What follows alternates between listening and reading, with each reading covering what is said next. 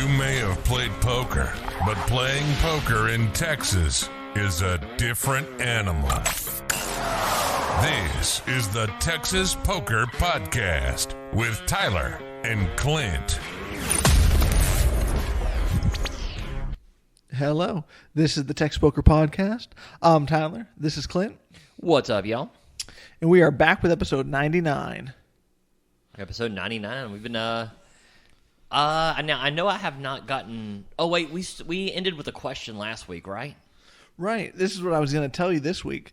I'm coming in pretty excited because last week we asked some listener or any listener if they wanted to text us where they're playing or just any sort of kind of interaction on Instagram, because lately the last few months we've kind of had a pretty big uptick in listeners. And just for fun, I mean, we've done this and gotten nothing. And last week we asked any listeners just to text us where they're playing from and just to kind of see what we would get. And we actually got a lot of positive feedback and people replying. So that was pretty exciting. So what places were they playing at? I mean, some people were playing in Tennessee. Some people were playing in, where else? Dallas, San Antonio. Ooh, I might need to get in contact with the ones in, I know Dallas and San Antonio have like the main poker rooms. One of my goals this year, I'm a big fan of country music, is to go to Nashville and Tennessee. And I don't think poker is a big thing in Tennessee. I might need to get with somebody and find out where they're playing at that point. Absolutely. But I was just pretty excited to come in with that after, I think we did it like episode 20 when we had like, me and you were the only two listeners. So it was pretty cool to see to get some positive feedback. So everyone had positive things to say, and it was cool to get some interaction with some of the listeners. Yeah, that's really cool. Especially, like I say, I like seeing where people are playing at. Well, one, we can kind of gear the podcast maybe a little bit towards like if there are a bunch in Texas and stuff like that, and then just knowing at some point. I mean, I'm always looking to go try new rooms, so not sure it's going to be very soon, but it's always cool to see where they are at. Yeah, but I guess in poker, though, I actually played a relatively interesting session. I mean, well, it was pretty interesting. So, you know how lately we've been talking about, or not we, you've been talking about down betting, just always down betting your entire range most of the time. And, right, I mean, that's basically what you've been talking about, right? Specifically on the flop, yes. I've basically been using like a third, like almost very close to always like a third size pot bet. Okay. So so when you first brought this up, I did not like it at all. Like just the always betting that little amount, right? I just did not. I just felt like it was too exploitative, that people would take advantage, and I just did not like it. Okay. This session I didn't. Oh my God. I'm like, Clint might have solved poker here. It works. It works so well. I was like, this is all I should be doing right here in these 1-3 games. I never got 3-bet one time and just printed money over and over again. It was the most uneventful, interesting hands, but you just print money over and over again because no one wants. When I make it 15, and then on the flop I bet 15 again with top pair, everyone calls. Then I bet like 50 on the turn, everyone calls, and then on the river I bet. Sometimes I bet a little, sometimes I bet a lot, but then I'm winning these giant pots. Oh yeah, I kind of was the same way when I started this. Because they. Oh, God, I'm all over the place. So I was looking at C-bet strategies for a while, and I was researching them pretty in-depth, and I wasn't finding a lot of stuff that I really loved. Then I found the 1/3 pot. Like, if your head's up, it's not that... it's just never that bad of a bet. Because if people miss and they fold, you only need 20% of the time to make a profit in the long run. So, and then if they start like realizing what you're doing and they're calling, well, now you're kind of inflating the pot a little bit when they have very weak holdings and you have like an actually good hand. Well, what I noticed was I was playing with a lot of rec players, and they would all call to see the turn, and then I'd bet small on the turn again, and they'd all fold. I'd win these sizable pots for a 1-3 game. See, I'm actually betting pretty big on the turn. Like, that's my other strategy is I'll actually bet 2/3 pot normally on the turn. But, I mean, if you're betting a small and they're folding, probably the best way to go about it. Yeah, that was just last session, though. I thought that was very interesting. As far as, the only thing whenever you play hands like this is a lot of the hands kind of play themselves kind of aren't that interesting. Right. But I did have some interesting hands for you. Because, that was really just the moral of the story on that one was just over and over again just taking these pots down with that strategy. Oh, yeah, it was really... And I kind of combined it from Crush Live Poker and Red Chip. So, Crush Live Poker was the first one I heard where if your head's up in a 3-bet pot where that 1/3 bet sizing is just never that bad of a bet. And then Red Chip, I kind of read on it just as a C-bet in general. It's never that bad. And then Crush Live also, they were saying even in multi-way pots that you should be betting smaller when your equity is less and also for protection. Because I always thought you bet big for protection. They're like, well, apparently like if you bet smaller, you have such a huge equity advantage at that point for protection and you can get lesser hands to call you. So I kind of combined a little of this. Both sites had the same strategy. It just kind of combined both of them. Well, Jonathan Little had that too, where you would bet small, like sometimes less than his strategy. Sometimes was that you would bet less than you bet on the flop or pre-flop on the flop. Yeah, I remember that one. I don't know about. I don't know if I like that one as much. I kind of like same bet. I usually go by the pot, depending on like if it's a third pot. Sometimes it is smaller than I bet.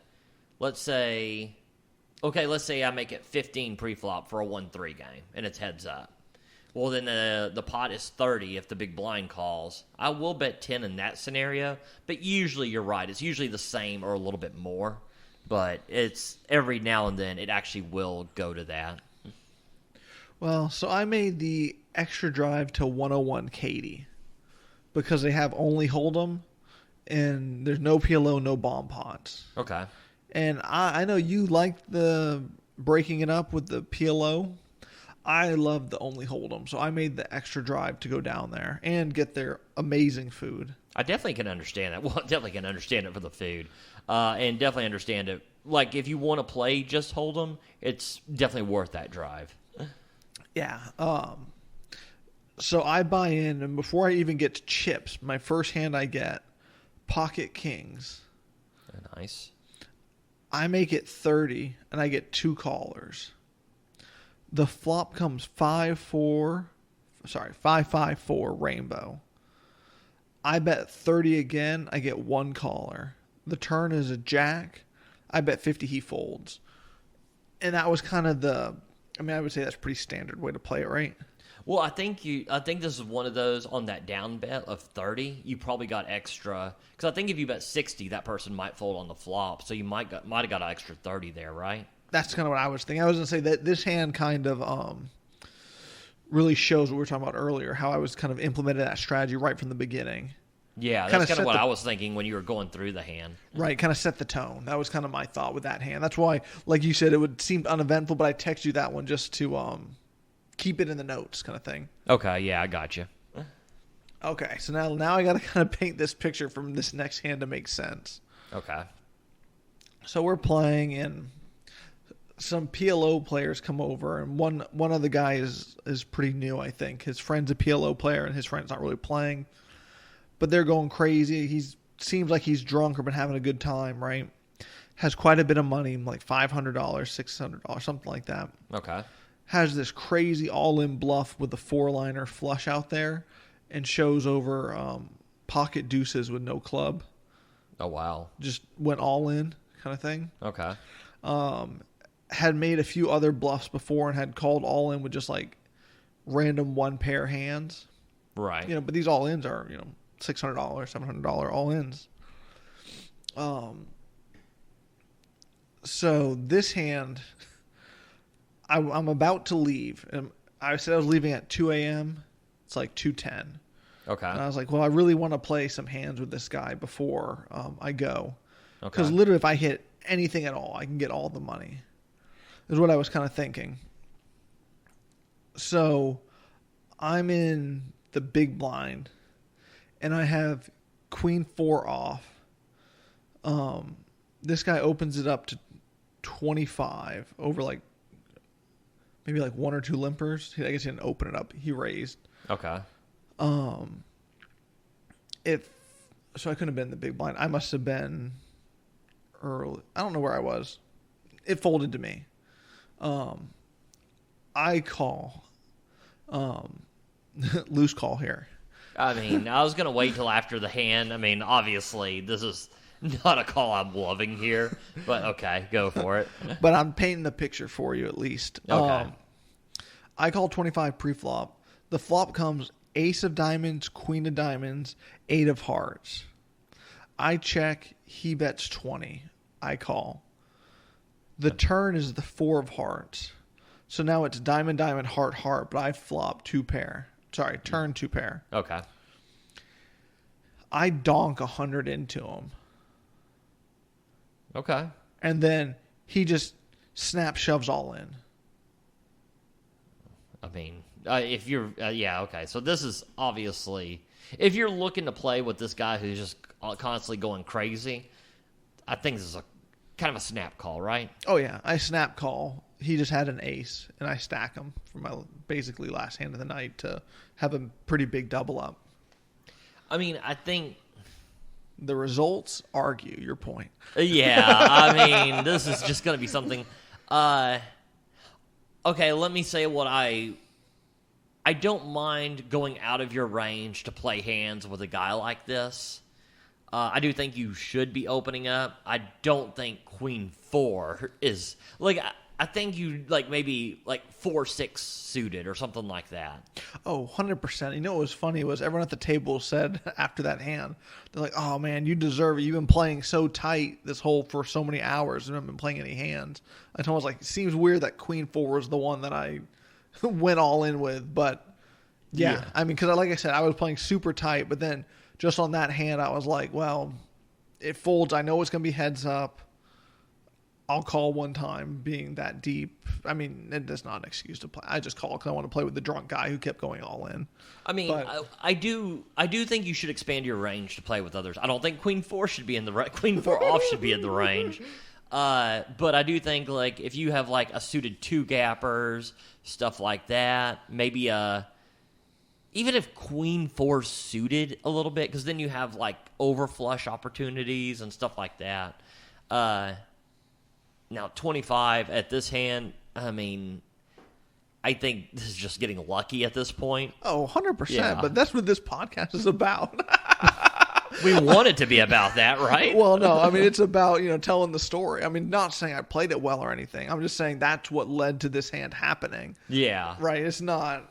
I mean, 100% got lucky. Yeah. I mean, I flopped a queen. He flopped an ace. Well, yeah, but you never get it all in unless you hit that 4, no, right? 100%. But I'm just, this is definitely getting lucky. I would not, but this is what happened in that session. It was the biggest hand of the session. Well, that's, you know what? Glad it went that way. I mean, I will say, after you choose to make that call, I don't mind how you played it. I think on the flop, you definitely call there. I mean, a lot of times he's not going to have anything. And on the turn, I thought the donk lead was interesting. I don't hate that. I kind of like the donk lead.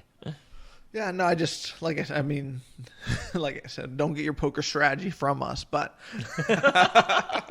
but that, like I said, that's what led to that hand happening, kind of thing. Yeah, it's a and ended up with $750 profit that night after all that down betting. I mean, you want to talk about something that just kind of stacks up, just taking down those pots over and over again.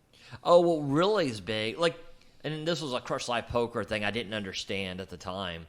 But you know how Bart's only saying, well, some of these barreling turns, especially overcards and stuff like that, is I was doing it and I was hemorrhaging money. I was like, this is the worst strategy ever. I mean, nobody folds. That was the funniest time of the podcast. I mean, it literally, I tried it over and over again. It never worked. Once I started down betting and doing that, all of a sudden you start getting all the fold. Because, I mean, people are calling so light.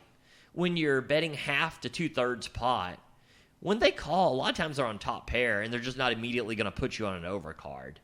But when you bet 1/3 pot, a lot of times they could have just about anything, and now the couple things that they thought they might be ahead of just got, that overcard just killed it. So that was it's been a great strategy with the smaller bets. When I was doing like half pot to 2/3 pot, it was killing me. The other thing I thought that was pretty interesting was, not interesting. I didn't find, this was interesting, but this is something I wanted to talk to you about. Okay. I was watching a hand play out, kind of half-heartedly watching, but more of the story is a three-way pot. The board runs out to where like a straight could have hit, but the front door flush missed, and it goes check, check, and this guy at the very end checks it back and turns over middle set. And then he's like, I couldn't bet there because I would hate to get raised. And I was like, I remember you used to talk about that. Remember back when we first started playing and you watched Jamin about getting that value on the river? That hand made me think of what you used to say and do. I want to kind of get your feedback on that. Because, I was just like almost fell out of my chair whenever that happened. But I don't know if I was that bad or not, but I do remember this. Like, I remember way back when I first started playing poker, like there was one point where I raised the river and the guy had the nuts, and I was like, I'm never doing that again. And, I just didn't. At that time I was reading a lot of the poker books, which they handled a lot of flop and pre-flop stuff, but didn't really tackle the river all that much. And you're completely right. Like, I did not get almost any river value. Jamin's vlogs is where I actually kind of started picking up. Like, I am not betting the river nearly enough. And then later, Crush Live Poker. That's one of Bart's, I don't think I'm, killing his thing, because it's well known that he's big on thin value on the river. 100%. But I saw that and I thought of like what you used to say. Because you used to always say it'd be a horrible spot to get raised. I don't want to bet. Oh, I was so scared of it. Like I say, it happened one time and I was shell shocked. Yeah, but that was basically my session. Played super tight, played loose one hand and got lucky. Figured out that you solved low limit poker, which I found interesting. Well, let's not say I solved. I'm reading other people's material and just doing that. Wow. Maybe I'll thumb through some of that material then. Yeah. But and I guess, did you say you had a session? So last week played almost no poker. Not almost, played no poker. But you were out of town. I was out of town. Yeah. So anybody who knows me, my dad has some property, and the family's over there building cabins, so I went up there to kind of help. So it turns out poker players, not cabin builders. My carpentry skills, non-existent.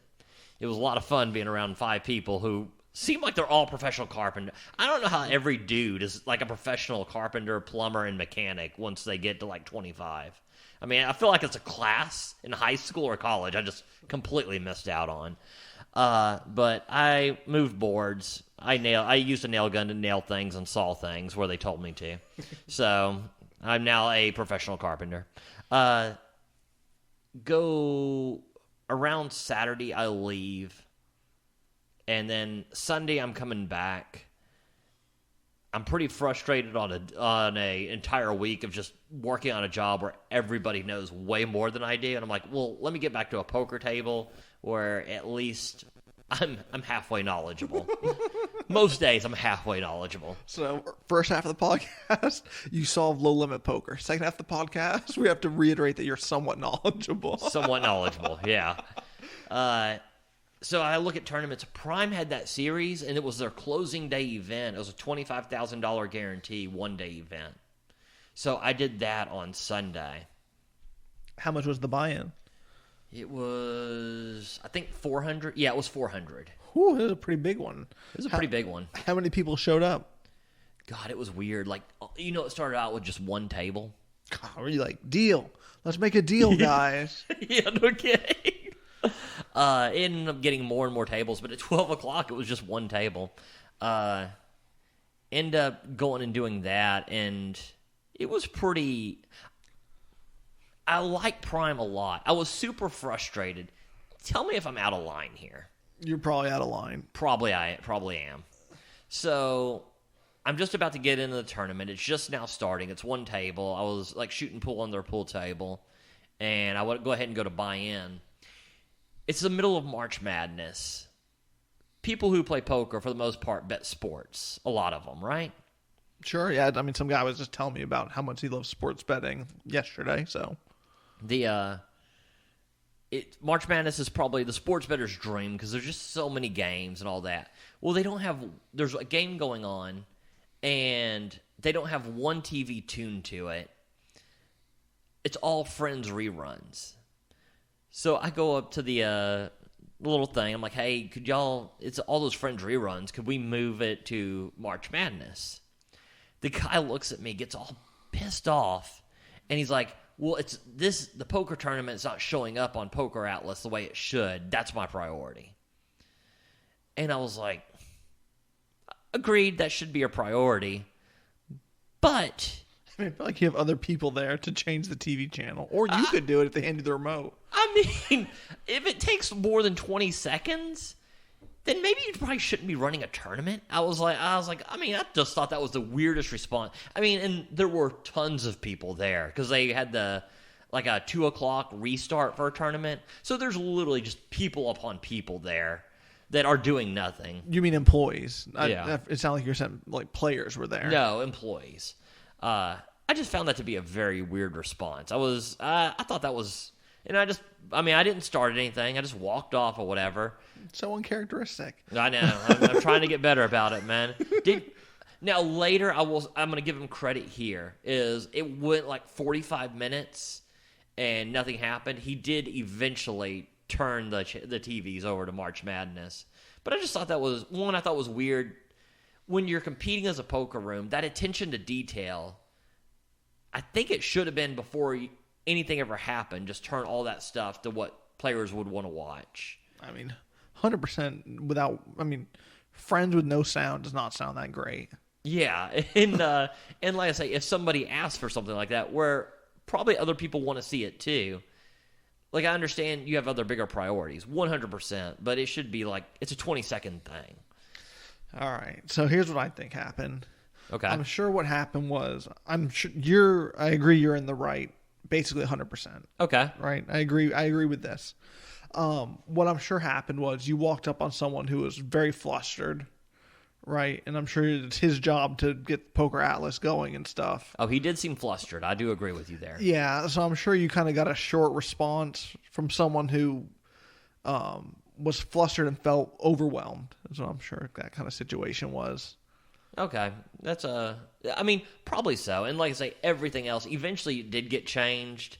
And I give that person credit because they didn't, it is hard to remember all the stuff. So the fact that they did remember it, or somebody else probably asked them actually. Probably. I mean, but I'm just going to assume that I asked them and they remembered 40 minutes later. And I understand, I say things happen. I mean, because I do know I've been in situations where, felt flustered, overwhelmed, and maybe handled an interaction less than perfect. That's fair. We probably all have at some point. And I give Prime credit because they have such a good reputation. I think they're probably one of the best run poker rooms in Houston. So I'll give them the benefit of the doubt. And again, this tournament also run very smoothly. I think that if you want a big level tournament outside of Texas Card House and Prime, I think Spades does a lot of them too, but I've never been to one of theirs. I think Texas Card House Prime, and I think 101 Katie does a good job. I was about to say that one too. Yeah.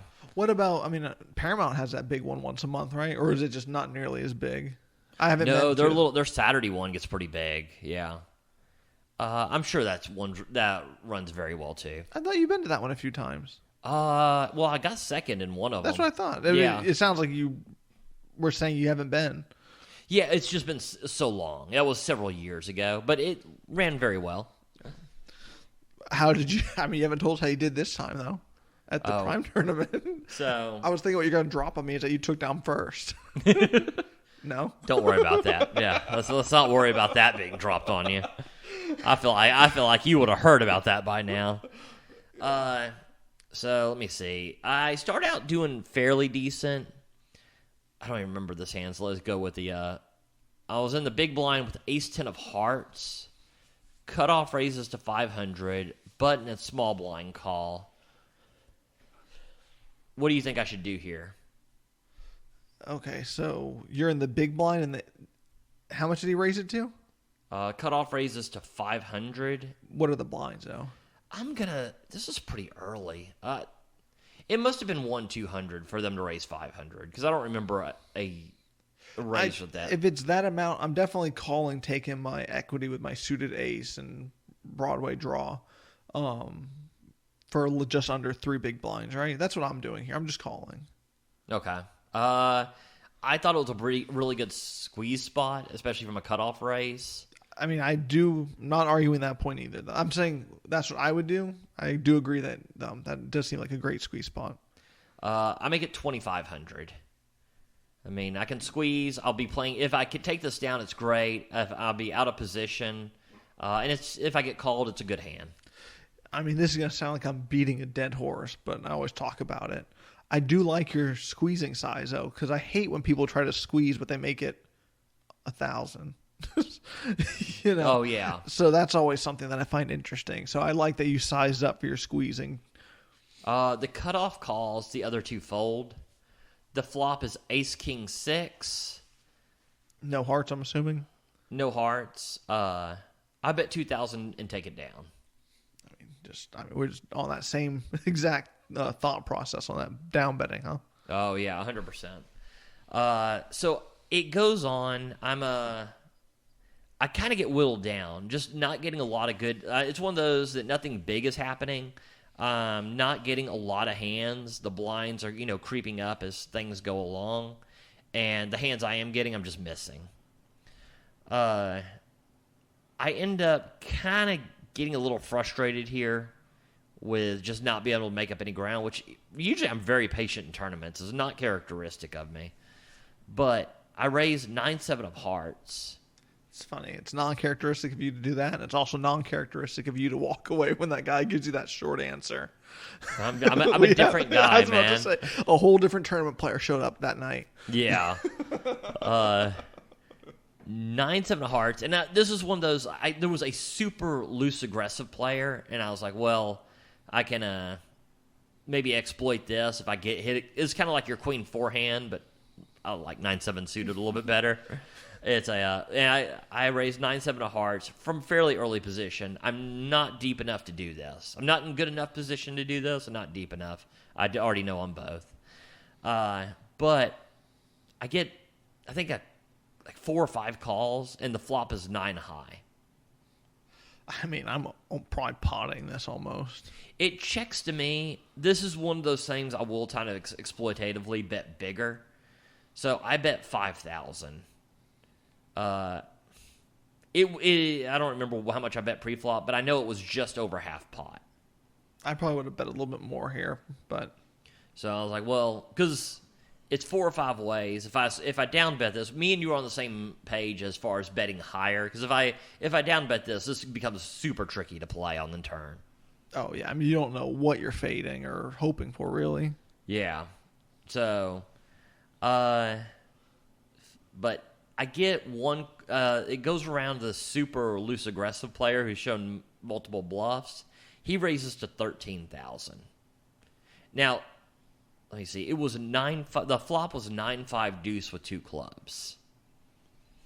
13,000. I think would have had like 20,000 behind, maybe. I mean, this is a spot right here, huh? This is a tough spot. Yeah. You want to think about what you would do here, or you just in these spots? I'm literally in my head thinking what I would do. I'm like, thank God I'm not in that spot. Like that spot seems horrible. Okay, so I'm thinking loose aggressive player. Normally when we do something like this, we have to call against a player that's normally my thought process, right? Okay. I'm also worried that we're so shallow that is just going all in ever valid. I don't know. He made it 13, you have 20 behind. Are you ever folding? Is that what you said? He made it 13, you have 20 behind? He made it 13. I think after I called his, I would have had like around 20 behind. That sounds about right. Is it ever not all going all in if you call? Seems unlikely that you don't end up all in here, right? That's what I'm thinking. I'm also thinking that, you know, if you have chips behind, you're not out of the tournament. So maybe checking or calling is the best move is what I'm thinking. I